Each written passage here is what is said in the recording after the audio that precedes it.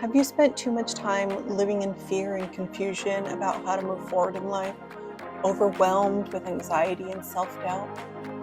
Hello, loves. My name is Adina, and I talk about coaching for mind, body, and spirit so that you can get more of what you want out of life. And this is the story of how I found my confidence, healed my body, and became the self-assured woman I am today. This is how I learned to create the life I was meant to live. Now, I spent so many years like this. I was buried in self-doubt and fear, riddled with anxiety, and not knowing where to move in life and what to do next. I had been struggling with IBS for many years. I couldn't lose weight, and I was fighting to keep my sanity in the midst of a marriage that was falling apart. I had a vague idea of what I wanted from life, but I was so unsure of myself and so insecure in expressing who I was in a way that felt authentic and in alignment with the passionate and purpose-filled life that I so deeply desired to lead. And while I did have that vague idea, fear of the unknown and the lack of a clear vision for my future kept me frozen in place, and I kind of let life just happen to me.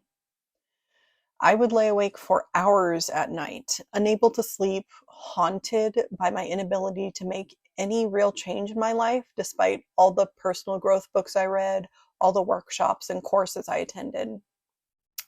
But it was in those quiet, contemplative hours before dawn that I eventually found what I was looking for. It was in these moments of stillness that I cultivated my vision. Now, cultivating your vision is more than just daydreaming. It's an intentional process of aligning one's purpose with outward actions. It is a sacred act of planting the seeds of your deepest aspirations and desires and nurturing them with dedication and courage. It's answering the call to explore the vast potential that resides within each of us, just waiting to change every aspect of our lives forever. This journey requires navigating through the complexities of self-doubt and fear while holding on to the promises of a rewarding life crafted with intention and filled with passion and purpose. It is a path for the brave, for those who dare to envision a future that reflects their authentic selves, those who are ready to create a masterpiece of their life. But I was not brave. I was filled with fear. I was anxious about moving forward and taking the steps necessary to live fully in my purpose. I was afraid to sit in the driver's seat of my own life. Why? Because then I would have to take full responsibility for everything that happened to me. I would have to make choices that were fully aligned with my dreams and not what other people wanted me to do. I would have to stop being a doormat and a people pleaser.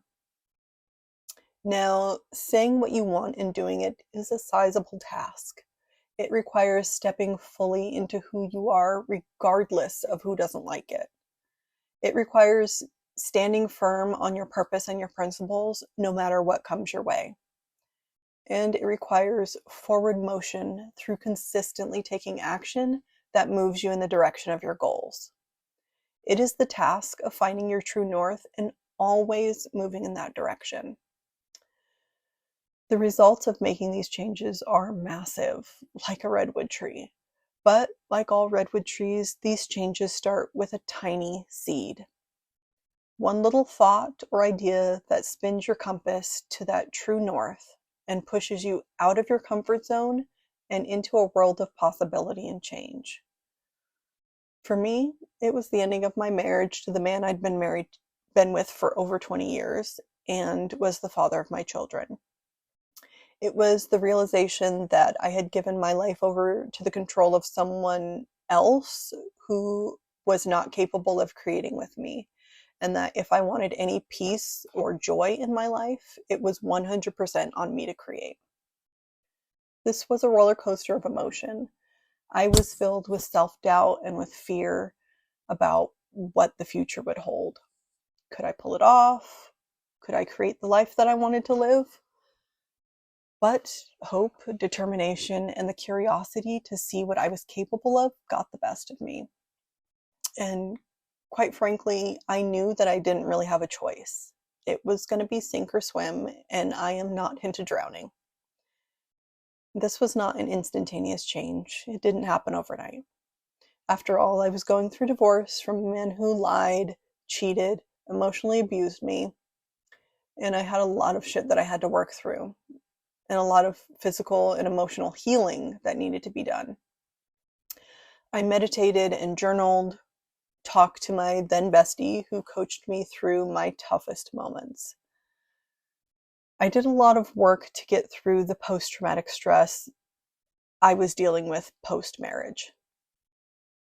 I was tilling the soil and preparing the ground to plant the seeds of my future.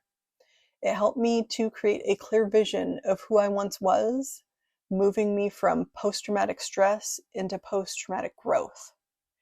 It helped me see who I wanted to become, because I knew that to create the future that I wanted, I could not keep holding on to the ways of the past.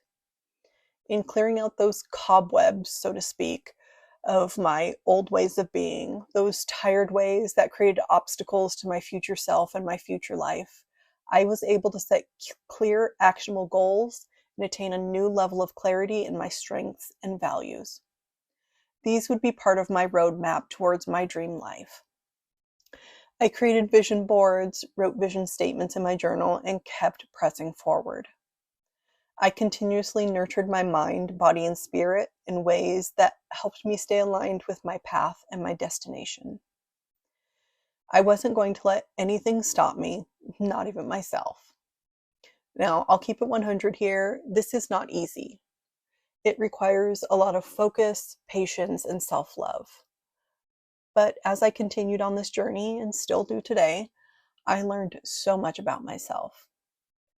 If you've followed me on social media for any significant amount of time, you may have heard me repeat the phrase, when you truly love yourself, everything you do becomes an act of self-love. It was during this time that I came up with this phrase. All of the work that I was putting in, the patience, the healing, it was all an act of self-love. I tweaked and pruned my methods and practices until my vision became my reflection. Early on in this journey, I returned to an old dream that I had long set on the back burner, and that was to become a health coach. I wanted to share my knowledge of wellness and nutrition with people who struggled with health problems. Heart disease and diabetes are chronic in the Black community. It was my dream to help bring healing to my people. I found a school that offered dual certification in health coaching and life coaching, and I completed both certifications with flying colors. This is something that I'm very passionate about. But as I got deeper and deeper into the life coaching aspect, I realized a few things. One, we can have a wealth of knowledge when it comes to what we should eat and the nutrition our bodies need. But it doesn't really do that much good without the mental and emotional strength to continuously follow our healing path. Without the ability and knowledge to know what to do when we hit a rough patch on our healing journey, when the work becomes too much and it's just easier to revert to our old ways, we need more support to keep us on our path and moving in the right direction. And number two, we can't heal our bodies without also healing our minds along the way. Many times when we're dealing with health issues, it's there hand in hand with trauma, stress, and deep sadness and depression. These issues affect us so deeply, and we need to heal ourselves on a holistic level, not just our bodies. Because we're holistic beings, we must heal all parts of ourselves together. As I learned more and more and added to my repertoire of holistic wellness modalities, I let go of so many old beliefs and habits that weren't serving who I was becoming. I let go of old relationships and friendships too. These habits included getting rid of foods that would trigger IBS flare-ups, focusing on a ketogenic diet to help my brain recover from a traumatic brain injury that I got during this time, I added exercise and fitness to my daily routine, building up my strength again. I tweaked and pruned my methods and practices until my vision became my reflection. Early on in this journey, I returned to an old dream that I had long set on the back burner, and that was to become a health coach. I wanted to share my knowledge of wellness and nutrition with people who struggled with health problems. Heart disease and diabetes are chronic in the Black community. It was my dream to help bring healing to my people. I found a school that offered a dual certification in health and life coaching and completed both certifications with flying colors. Now, this is something that I'm very passionate about, but as I got deeper and deeper into the life coaching aspect, I realized a few things.